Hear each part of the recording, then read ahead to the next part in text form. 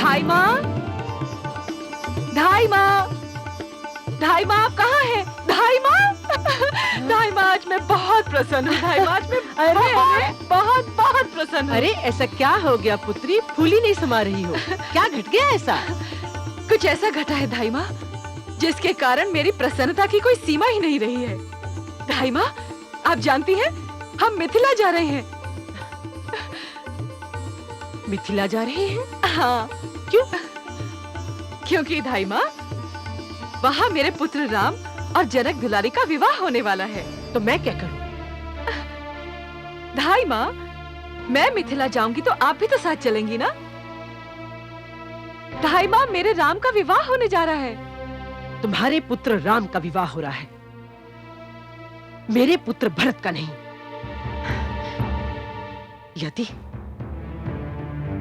यदि मेरे भरत का विवाह होता तो मैं नाचती गाती हुई जाती। राम के विवाह से मेरा क्या लेना देना? धाई माँ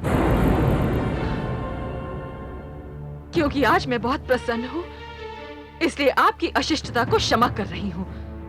आप नहीं जाना चाहती हैं तो मत जाइए, मैं अवश्य जाऊंगी। आपके भाग्य में तो राम का विवाह देखना ही नहीं लिखा है, तो मैं क्या कर सकती हूँ?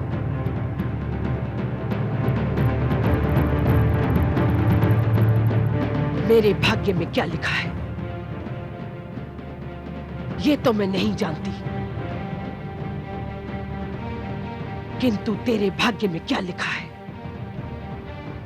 ये मैं भली भांति जानती हूं। राम विवाह का परिणाम तो तू देखेगी।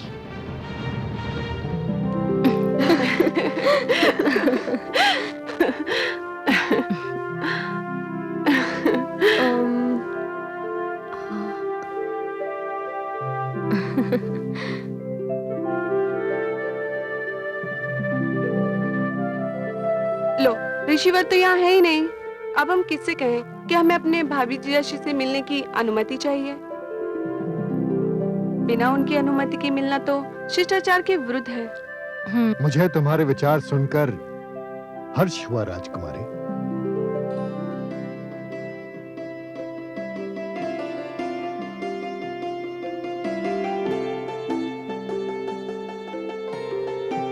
आयुष्मती भव। किंतु तुम राम से क्यों मिलना चाहती हो? हम उन्हें अपनी बहन के विषय में बताना चाहते हैं गुरुदेव। राजकुमारी सीता के विषय में? जी ऋषिवर,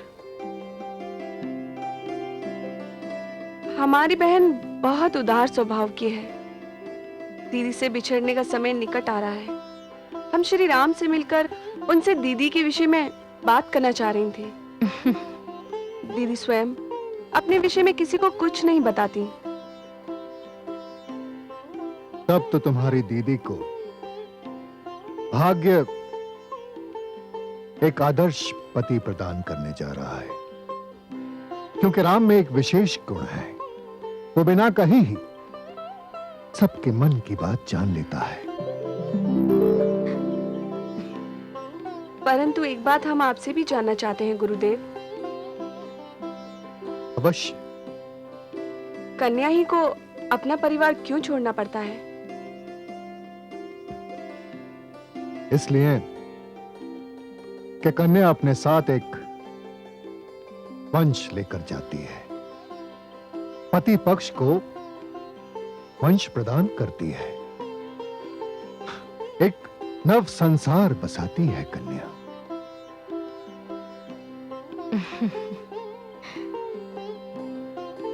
आयुष्मती भव।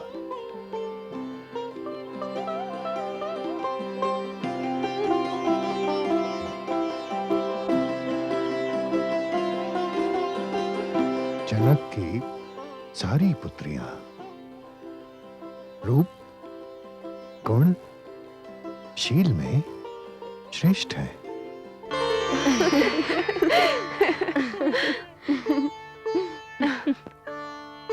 जी आप लोग?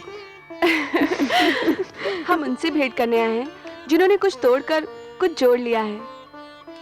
आपकी बात मेरी समझ में नहीं आई राजकुमारी। आश्चर्य है, इतनी साधारण सी बात आपकी समझ में नहीं आई राजकुमार? आपके भ्राताश्री ने शिव धनुष तोड़कर हमारी दीदी से नाता जोड़ लिया है। हम उन्हीं के दर्शन के लिए आई हैं। तब तो आप लोगों को रोकने का मेरा कोई अधिकार ही नहीं है। आप लोग भीतर जा सकते हैं। जाइए।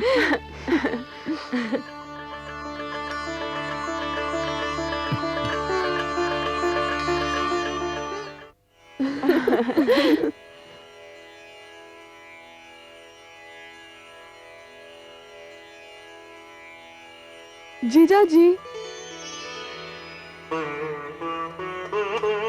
प्रणाम जीजा जी। प्रणाम, स्वागत है आपका। हम मिथिलेश की पुत्रियां हैं, दीदी जानकी की बहनें। मैं उर्मिला, ये मानवी और यह है श्रुति कीर्ति। प्रसन्नता हुई आपसे मिलकर। यहाँ आने का कष्ट कैसे किया? सुना है आपके पास सबके प्रश्नों का और हर प्रश्न का उत्तर है। स्वयं पूछ कर देख लीजिए, ज्ञात हो जाएगा। हम ये जानना चाहती हैं कि आपकी दृष्टि में पत्नी क्या है? पत्नी? पत्नी पुरुष की पूर्णता का चिन्ह है। वो उसका आधा अंग है और इसीलिए उसे अर्धांगिनी भी कहा जाता है। जब तक ये आधा अंग पुरुष को प्राप्त नहीं होता, वो अधूरा ही होता है। सचमुच राजकुमार, आपके पास हर प्रश्न का उत्तर है। आपसे प्रश्न करने वाला कभी निराश नहीं होगा। और कोई सेवा? आप हमारे अतिथि हैं, आपकी सेवा करना हमारा धर्म है। बस हमें यही पूछना था। अब हमें आज्ञा दीजिए। आपने मुझसे तो पूछ लिया कि मेरी दृष्टि में पत्नी क्या है। अब तनिक अपनी दीदी से भी तो पूछकर हमें बताइए कि उनकी दृष्टि में पति और पुरुष क्या है। हम अभी उनके पास जाकर पूछती हैं। उनका उत्तर हमें अवश्य बताइएगा। जी।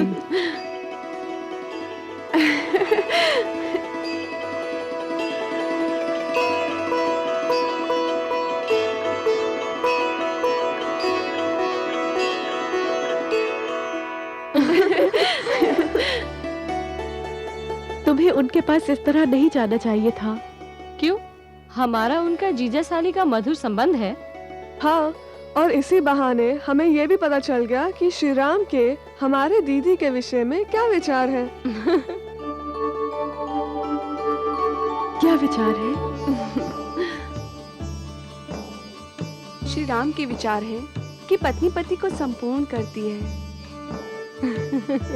वे स्वयं भी अपने आप को अभी तक अधूरा समझते हैं। आपको पाकर वह भी संपूर्ण हो जाएंगे। जीजा जी ये जानना चाहते हैं कि आपकी दृष्टि में पति का क्या स्थान है? पति स्त्री के बिना अधूरा है, किंतु नारी, उसका तो पुरुष के बिना कोई अस्तित्व ही नहीं है। नारी लता समान होती है और पुरुष एक वृक्ष समान। लता वृक्ष के सहारे के बिना कैसे रह सकती है? पुरुष वृक्ष बनकर नारी को सहारा प्रदान करता है और नारी वो लता बनकर पुरुष को शीतलता प्रदान करती है।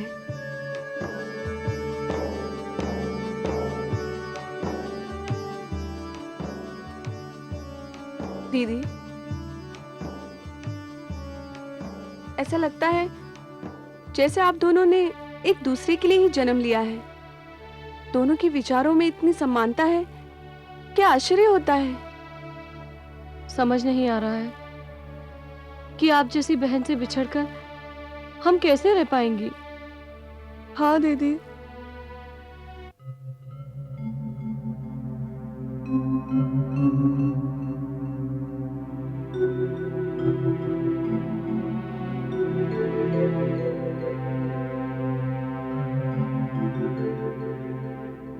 राजन, ऋषिवर आप?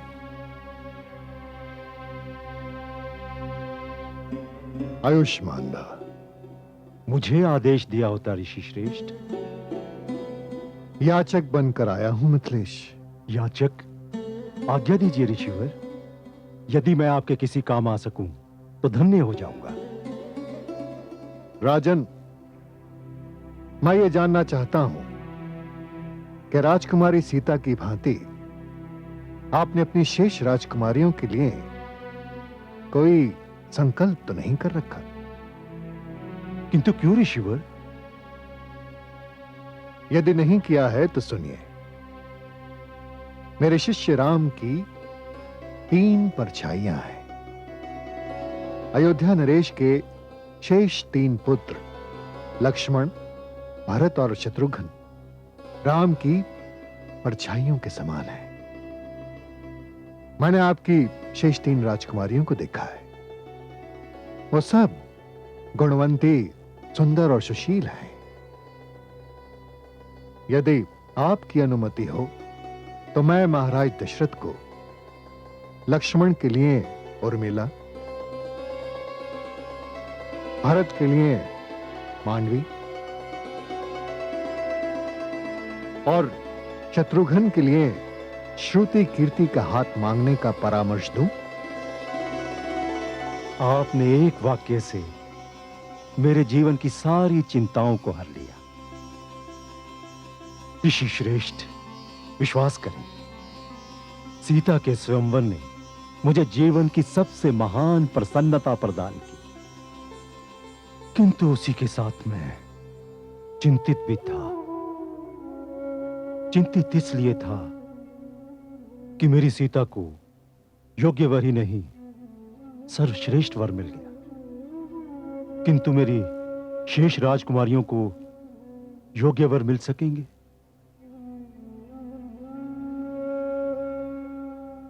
मैं इसलिए भी चिंतित था कि ये चारों बहनें कभी एक दूसरे से अलग नहीं रहीं।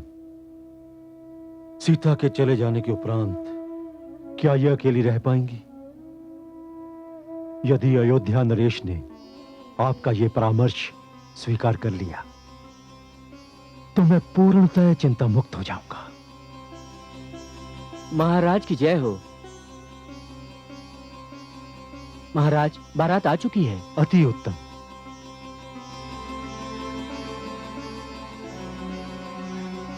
राजन, आप निश्चिंत रहें।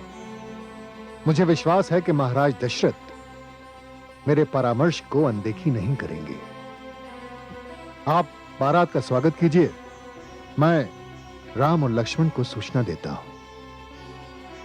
धन्यवाद ऋषिवर। यशस्वी भव। धन्यवाद।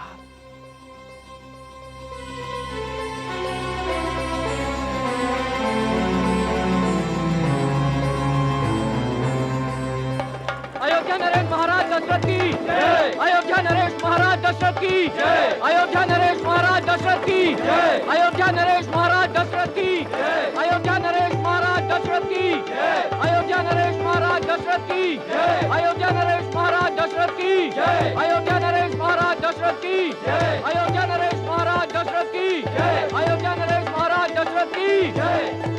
ऋषिवर, आज आपने यहां पधार कर पूरे संसार में जनकपुरी के मान में वृद्धि कर दी। यशस्वी भव, आयुष्मान भव। महाराज,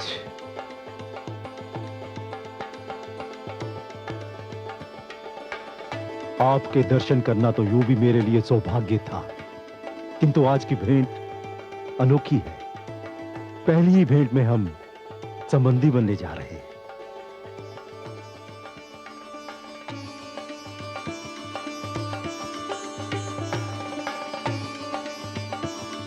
राजन, राम और लक्ष्मण से तो आप मिल ही चुके हैं।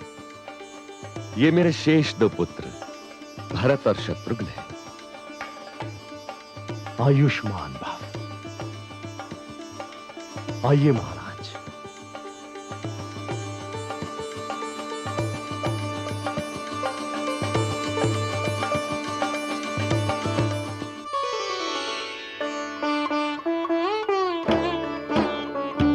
यशस्वी भव।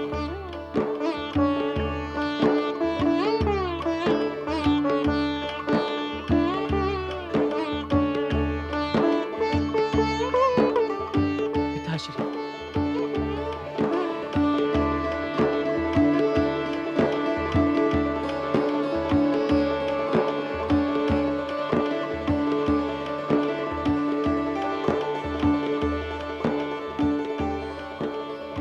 आयुष्मान भव। आपका धन्यवाद मैं किन शब्दों में प्रकट करूं। आपने मेरे पुत्रों के साथ पुत्रवधु भी मुझे दी। राजन, मैं आपको एक पुत्रवधु नहीं 4 पुत्रवधुएं दे रहा हूं।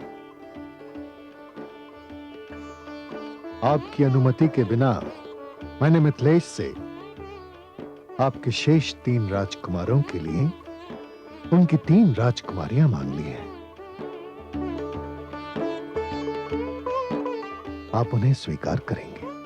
आप गुरु हैं, आपका अधिकार मुझसे बहुत अधिक है ब्रह्मर्षि। आपको मुझसे अनुमति लेने की क्या आवश्यकता है? आपने तो मुझे हर्ष के सागर में डुबो दिया है ब्रह्मर्षि। ये मेरा सौभाग्य है कि मैं एक पुत्रवधु लेने आया था और 4 पुत्रवधुएं लेकर जा रहा हूं ब्रह्मर्षि। महारानियां सुनेंगी तो उनके हर्ष का ठिकाना नहीं रहेगा। ऋषिवर, आपका बहुत बहुत धन्यवाद, बहुत बहुत धन्यवाद। तो फिर आप एक नहीं 4 विवाहों की व्यवस्था कीजिए।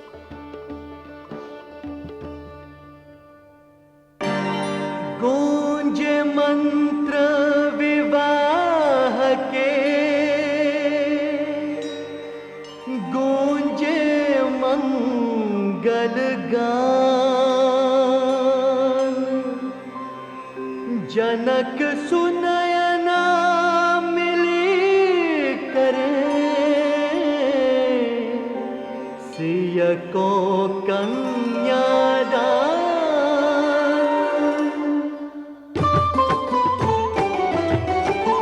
भावर डारत राम अरु सीता, धन धन कहत समाज पुनीता।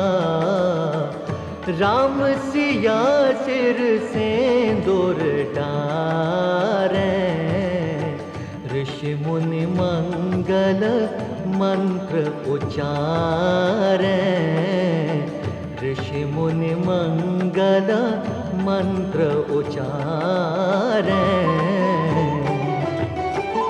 भय विधि राम सिया की जय से, विधि भय सकल कुंवर की दई से।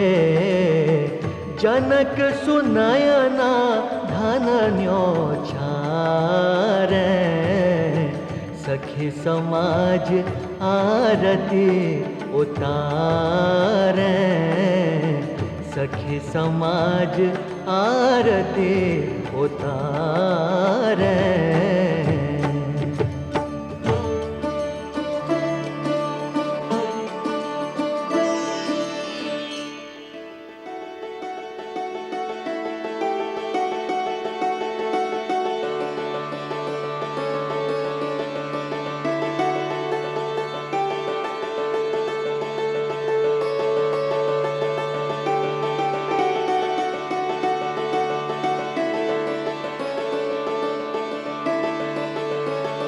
महाराज, अज्ञानता में मेरी पुत्रियों से कोई भूल हो जाए तो उन्हें क्षमा कर दीजिएगा। राजन, मैं जनकपुर से 4 पुत्रवधुएं नहीं 4 पुत्रियां लेकर जा रहा हूं।